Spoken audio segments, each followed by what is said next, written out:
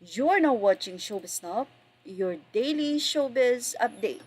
Si Alexa Ilacad at KD na nga ba ang papalit sa Katniel? Nako, tila pinalagad nga ng mga fans sila Catherine Bernardo at Danielle ang update na ito mula sa balita.net.ph. Sina dating Pinoy Big Brother housemates KD Estrada at Alexa Ilacad na daw ba ang bagong ipapalit sa tambalan ng Katniel? Sa latest episode kasi ng Maritas University nitong Martes, December 12, ibinahagi ni Unbeatable Professor Ambet Nabus ang napag-usapan sa isa umanong press con kasama si Direk Cathy Garcia Sampana. Dati pa naman talaga malakas ang tambalan na to.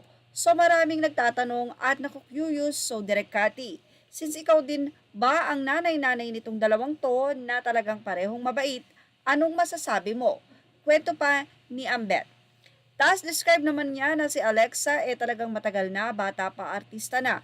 Mahusay naman daw pero nakikita daw niya na ibang klase daw tong si KD na di siya magtataka one of these days aarangkada rin sila bilang tandem. Dagdag pa ni Ambet, so may nagtanong sa tingin mo ba na sila na ang papalit sa Katniel? Hindi, syempre sumagot naman dito si Direk Cathy Molina.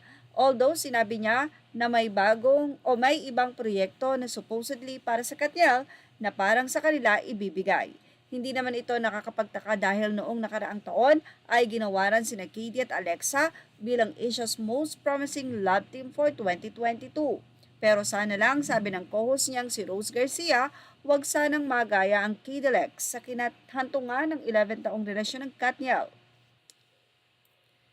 Nako dahil sa naging pahayag na ito ni Direk Cathy, tila ang nasabing reunion movie nila Catherine at Danielle ng 2024 ay hindi na mapupush dahil mukhang ito ay ibibigay na sa nasabing love team na di umano ipapalit sa Katniel ang Kidelex.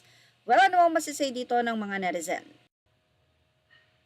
Ang Katniel ay Katniel. Maghiwalay man sila, nakatatak na ang Katniel sa maraming Pilipino.